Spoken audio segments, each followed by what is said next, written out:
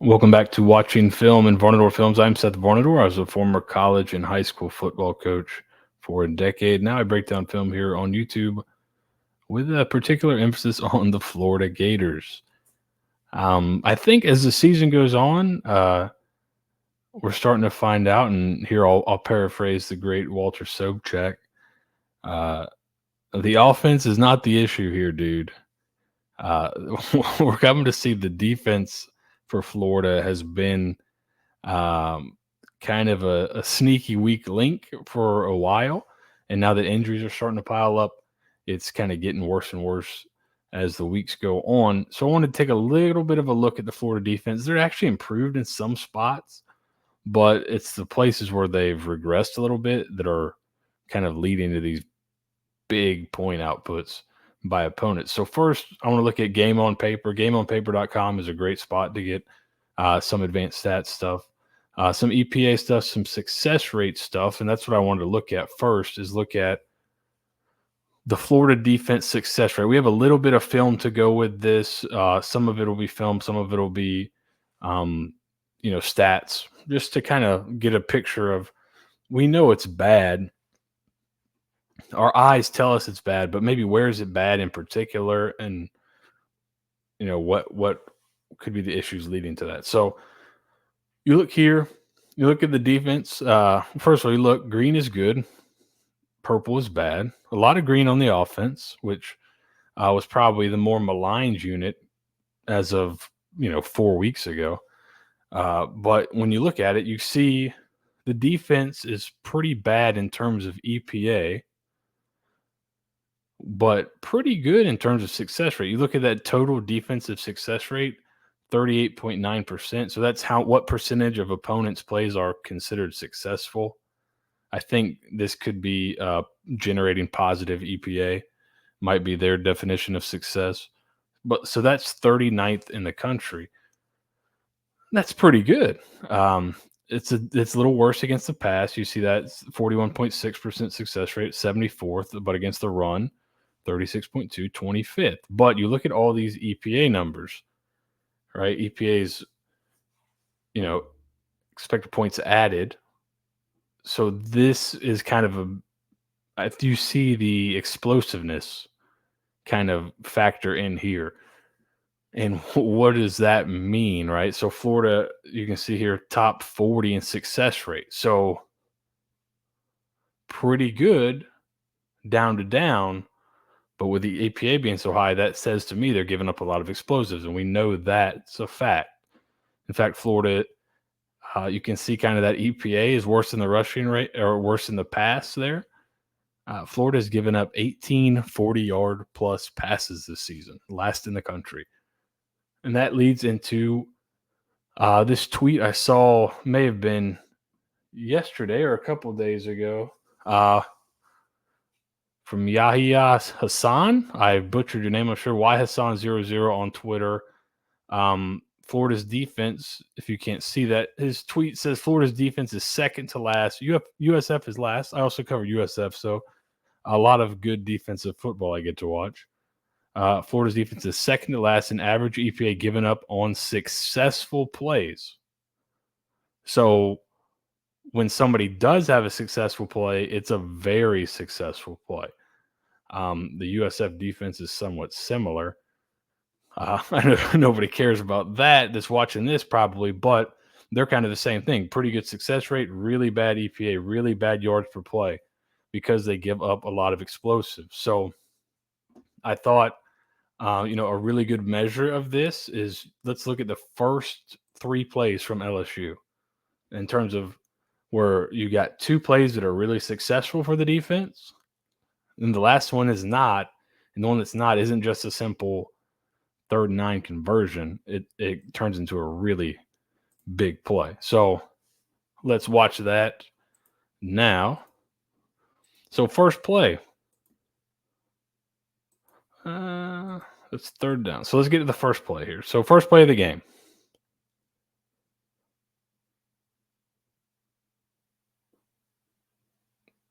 Play action pass. Really good. Notice the pass rush here. how it's this is what I think their plan was, right? Compress the pocket, push the pocket, don't let him escape vertically. Now, later in the game, they don't do a good job here and create huge seams for him to run.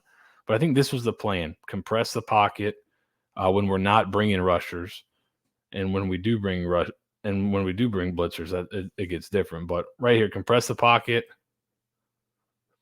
make a play in man-to-man coverage. Great. 2nd and 10. Great play. Successful play for the defense. A non-successful play for the offense. So the success rate right now is 0. 2nd and 10. You're going to bring somebody here. The safety's going to roll down, fit up the run. Good job by the linebacker. Fit up the run perfectly. Another non-successful play for the offense. So 3rd down, a successful play would be converting the 3rd down, right? Um, but the problem is they're not just going to convert the 3rd down, right? LSU rolls the pocket here. You actually have somebody. If you make this tackle right here, all right, so he's rolling. They're playing like a too high look here. If he can just kind of rally and make the tackle here, he may pick up the 1st down, but that's it. But as he goes to drive on this, he doesn't make the tackle.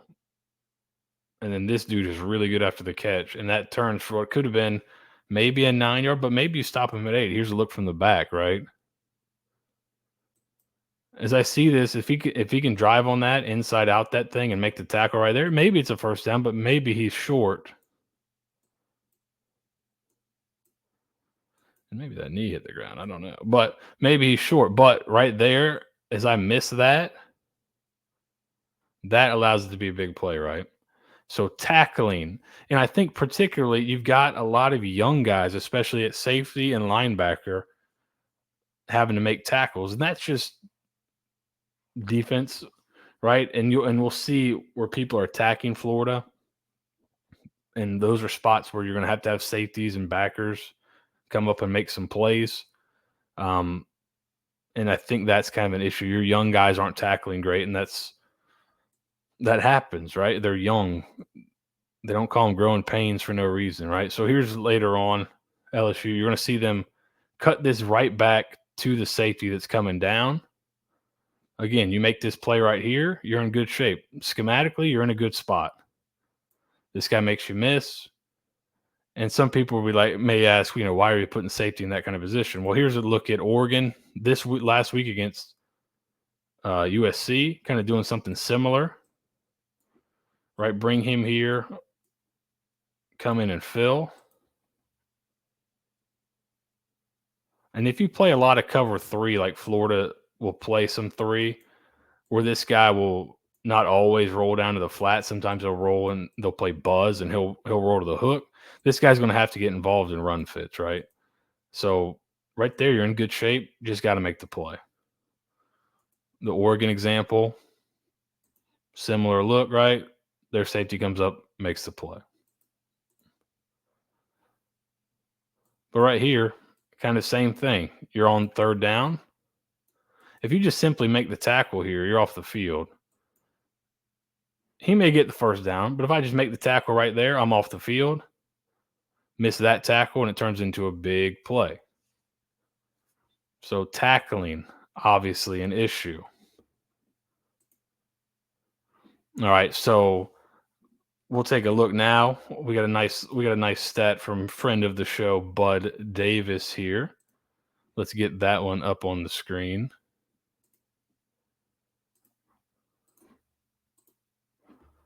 All right, so Bud has defense, run and pass. So we saw kind of success rate in those first 2 plays. Successful on the defense, not successful for the offense. The 3rd play is a big explosive.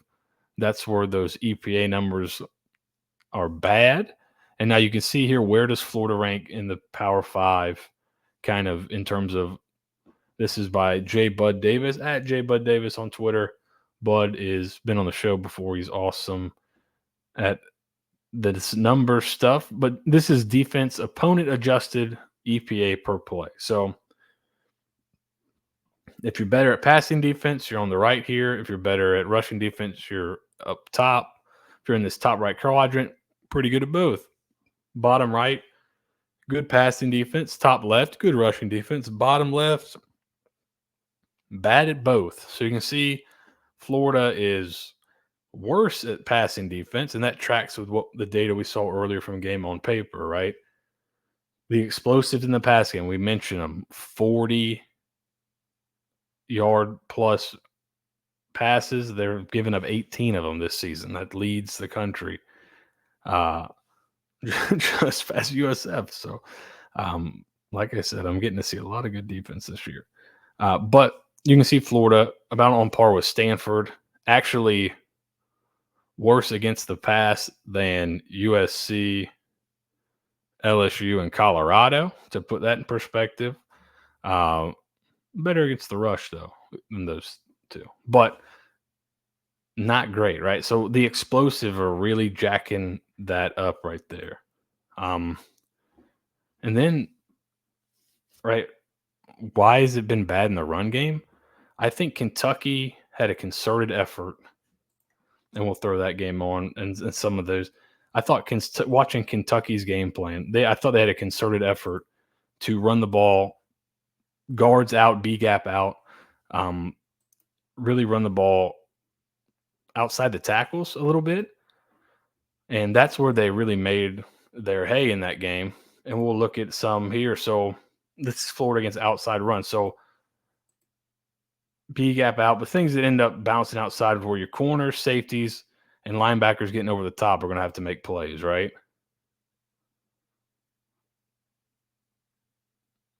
Has not been a strong suit for this defense, right? And here's one that's a tough look. So Florida likes to run creeper stuff where they'll drop him. If you listen to Austin Armstrong's first press conference, he talks about running creepers. And what you want to be is if it's run, you want this guy fitting. If he sees pass, then you want him dropping. It seems like Florida prematurely drops a little bit. Like right here, nothing's really telling me pass, right? Unless you're thinking it's RPO, but then you've got to play the run. So you drop here, and what I'm assuming, and I could be wrong, I'm assuming it's a creeper and you want him there. But regardless, another run outside the tackle here. And I think once people saw this Kentucky game, another run right here outside the tackle. Once people saw the Kentucky game, you saw South Carolina replicate it. Here's LSU, right? This is one where with the quarterback zone read here, your safety's got to be fitting up with leverage. He has eyes inside, gets lost. If he fits this thing up with leverage, at worst, it turns back into your other safety and backers, and you got a shot. But he loses leverage, and then your corner also loses leverage, and then it's a foot race, and Florida doesn't have anybody as fast as Jaden Daniels, unfortunately, on defense. Maybe not on the entire team, but definitely not on defense. And you can see it from this angle, right? I'm fitting up for the quarterback right here. If I keep my leverage and he has to cut inside, I'm at least making him cut back to here and here.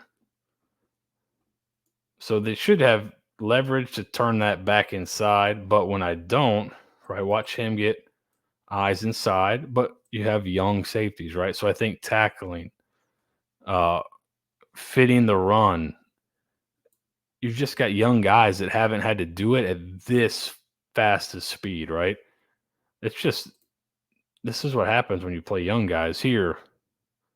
Weird fit. I don't know if it's, if he's running with that, is his linebacker supposed to be getting over the top? Because is he the quarterback player? Well, is this linebacker supposed to be getting over the top here and he gets pinned inside? I don't know, but a lot of rushes seem to hit outside. And here you get another one where there's some confusion. Who has the flat play, or who has this flat player right here, right? It's basically modern triple option. Dive, keep, this guy's the pitch. Two guys go with the pitch. Nobody stays on the keep. And Arkansas saw South Carolina do this kind of similar idea here where they bring the tight end across, get the edge there, and then make your defensive backs and linebackers fit these things up out wide. And Florida struggled with it for the most part. Again, get pinned inside here, and a pivotal play right there. So why am I talking about rushing outside the tackle? Why am I bringing that up? So I went and looked at every game this year, looked at kind of rushing by area of the field. And so this is what I've got. So outside the tackles this year, and this is as of the LSU game, this does not include scrambles. So not including scrambles. Outside the tackles, teams have run 130 times for 915 yards or 7.04 yards per carry. Tackle out. Inside the tackles, only 4.28 yards per carry, which is still not great, but man, it's a lot better than 7. So that's an issue, right? So to me, that says runs outside. That brings my defensive backs into play more in terms of where they're fitting, and then linebackers having to fit over the top if guys are having to scrape over the top, and then also your edge players. And I think Florida's just not big or particularly really physical at any of those positions. So that's an issue, obviously. We can get into some more film here in terms of there have been times when these guys have done it well. When you see them do it well, you know, you can see kind of what what the defense is supposed to look like right here. Bang, see the safety come fit that thing up. Right? They're trying to get outside. Some pin pull, safety gets downhill, fits it up really well. Right here, you got your star coming in, fitting this thing up, turning back inside. He fits it up good. He's there. He's able to get over the top. You play it well. When they play it well, it's just that consistency, which you're going to struggle with younger guys. So right here, safety rolled down. Kentucky tries to attack outside the tackle here. Safety does a good job, turns it back inside, and you got the linebacker there to help as well. Here's another one. Arkansas is looking to attack outside. Watch your safety come downhill, make the play. That's really good recognition, really good job, right? It's hard to make that happen all the time, right? So it's just something that you need a little bit more consistency. So next, I want to talk a little bit about the pass rush. So here's some of Florida's pressure rates. So non-blitz, 29.7% pressure rate, which is 30th in the country. 9% sack rate, which is 68th. I got these from Bud as well. And I also asked Bud what kind of he thought this pressure rate may be without Princely, because Princely's position seems to drop on about 20% of the snaps, give or take. 20 to 25% of the snaps that guy's dropping into coverage, which I don't know if that's his best game, but his conjecture was without Princely, who has a really good pressure rate. If you kind of look at his numbers, he thinks it'd be closer to 23 to 25% pressure rate, which would be like over 100. And then the other thing, and we'll get to it in a second, but let's watch a couple reps here of the pass rush. So you can see Princely here. Princely wins, man. Gets held. But look at everybody else, right? We're rushing 4 here. And we don't have anybody winning but Princely right now. Collins just started winning, and you get some wins late. But, man, how long did the balls dropped at 152? The ball snapped at 159, 158. That's a lot of time back there, right? So here's a look at it. And then, right, we talked about that, getting that really good push and compressing the pocket. But if you get blown out of the gap right here, that guy can take off. All right, so They just couldn't get it figured out the other night. Here's a look where you bring a creeper, and again, these are the ones where I'm bringing a guy, I'm bringing a fourth, and I'm dropping him. I just don't. These guys know a lot, and I think there's obviously scheme issues that are just, there's some of it's just guys busting, but also like I know it's your defense, but man, I'd rush that guy as much as I could. He's my best one. But here again, all day to throw lets me get this double move open down the field. Here's another creeper where it looks good, but right here you've got to get home right there. You don't have this push. I think you'd like him to be here. Almost I'm slanting and bringing that. LSU does a good job picking it up. Your pass rusher's gone. Then your linebacker gets out of sorts, and this dude takes off on you. So it's tough. But so maybe the answer is blitz more. Well, the pressure rate when I blitz. So when I'm bringing 5 guys, we said the pressure rate when I don't blitz is 29.7%, maybe closer to 25-ish% without Princely, but 29.7%. When I blitz, my pressure rate is 37.2%, so it goes up, but that's actually 85th in terms of the pressure rate when you blitz, and their sack rate is 77th. So yeah, they get a little bit more pressure, but relatively, they're not getting a ton out of it. And I thought this was a really good example of you got a perfect blitz called here on a pivotal down where he's going to be inside, he's going to be outside. You've got this thing dead to rights to basically win the game here. If you get off the field right here, Arkansas punts. If you can run out the clock or go score again, the game's over. Nope, you don't have it. So when you're blitzing, your blitzes aren't effective. When you're not blitzing, you can't generate pressure, so that leaves you in a bind in the back, right? And that your bad pass rush allows people to scramble, and Florida is actually the worst in the country in terms of yards per scramble given up. They're giving up 12.8 yards an attempt on scrambles, so not great there. So what are the answers when you can't rush the passer with 4 and play zone behind it? And when you play zone behind it, you're not great at coming up and tackling in space, right? And here you've got the rush on. I'm pretty sure he's got the back man-to-man. He assumes the back is in the protection, so he comes to add on. Except the back is slipped out now, and now there's nobody on him because I've added on to the rush. And now there's a big play. All right, so if I'm eyeing the back, I should be on him here. And this is actually a pretty good job, right? Look at this compressed pocket. I've added on. Oops, there's my guy, right? So you want to play more man coverage, but regardless, this is a penalty. They didn't call it. You lost in the one-on-one, right? Right there's a one-on-one you lost.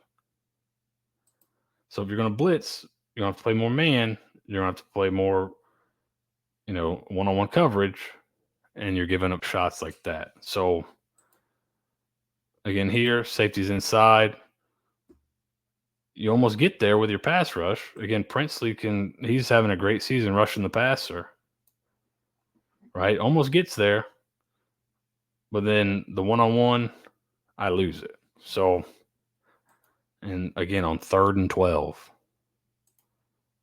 So, what are the issues, right? And what's the fix? So, all right.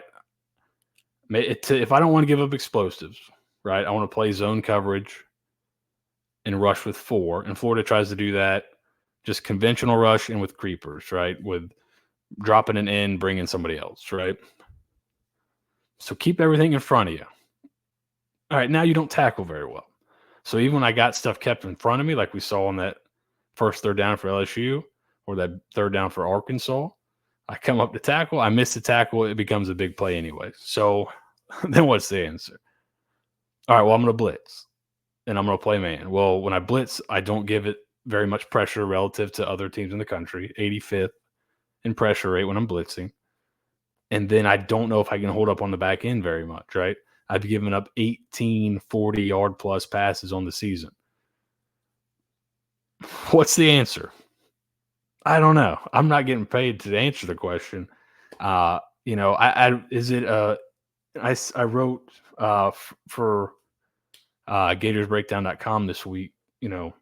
Early in a tenure, you got to figure out what, am I running this scheme because it's part of my foundation, and I got to know who can do it, who can't, to get guys in here that can.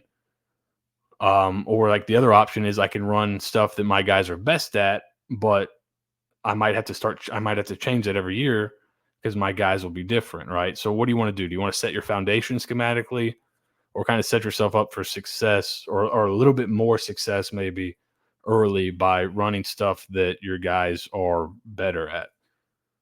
I think Florida wanted to lay a foundation. Now, I think maybe the last couple of games, you maybe do a little bit more of stuff that your guys can handle a little bit. You got a lot of young guys playing. You got guys that I don't think fit. The older guys don't necessarily fit exactly what Florida wants to do. But, like a guy like Princey, man, let him rush the passer. Let him play the run from like a 4-3 defensive end.